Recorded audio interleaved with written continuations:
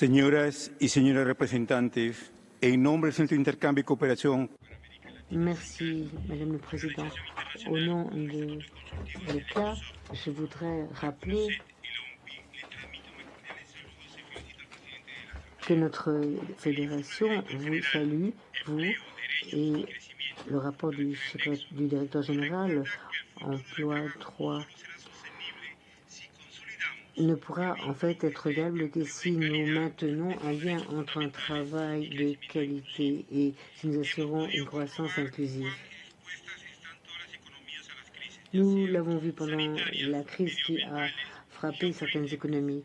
Nous voyons que la géopolitique doit être prise en compte, tout comme l'emploi précaire ou le secteur informel, où nous trouvons peut-être les conséquences les plus dommageables pour les travailleurs.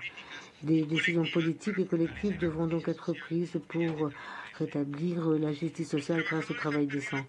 Les travailleurs n'ont plus confiance dans les institutions, il y a trop d'incertitudes.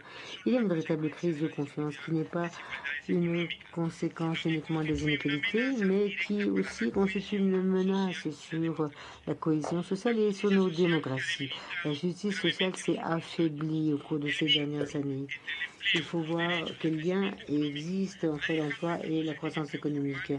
Nous voyons un développement du secteur informel et nous voyons aussi la multiplication des emplois précaires. Alors, quelle est la situation dans les pays d'Amérique latine?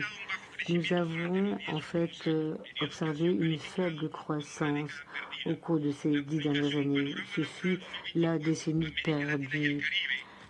Aux Caraïbes, en Amérique latine, nous voyons que s'il y a un taux de croissance moyen qui est pris en compte, ce sera 1%, pas plus, entre 2015 et 2024. Donc, une véritable stagnation du PIB par habitant au cours de ces 10 dernières années. Le taux de croissance est beaucoup plus faible que précédemment, que lors de la période précédente. Ainsi, nous pouvons dire qu'il y a une véritable augmentation des inégalités et une plus forte précarité et un pouvoir d'achat très faible. Donc, la croissance n'est pas une fin en soi. Il faut voir quelles sont les possibilités de création d'emplois. Il faut garantir l'équité, le respect des droits fondamentaux dans le monde du travail, la liberté syndicale, le droit à la négociation collective, l'égalité d'accès à l'emploi, une rémunération juste ne sont pas en fait des simples revendications, mais les piliers d'une économie stable et d'une véritable démocratie. Mesdames et messieurs, alors, que faut-il faire maintenant pour essayer de niveler les inégalités dans un monde global qui a à faire face à beaucoup de changements? Il y a eu la révolution technologique, l'intelligence artificielle a fait son apparition et nous craignons tous que l'intelligence artificielle ne détruise l'emploi par définition.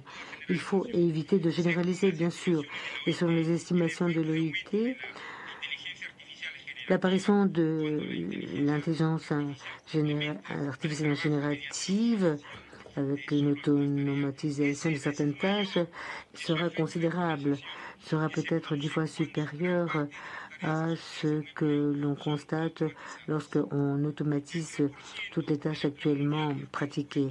Nous voyons qu'il y aura peut-être un risque d'automatisation généralisée dans le monde.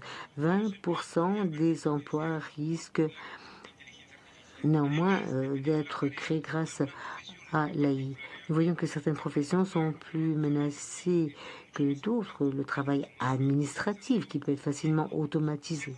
Deuxièmement, il y a une transformation sur le plan démographique. Il y a une large frange de la jeunesse qui est au chômage et qui ne participe pas à la productivité. Et puis, il y a les changements climatiques, les phénomènes extrêmes qui sont une véritable menace également sur le monde du travail.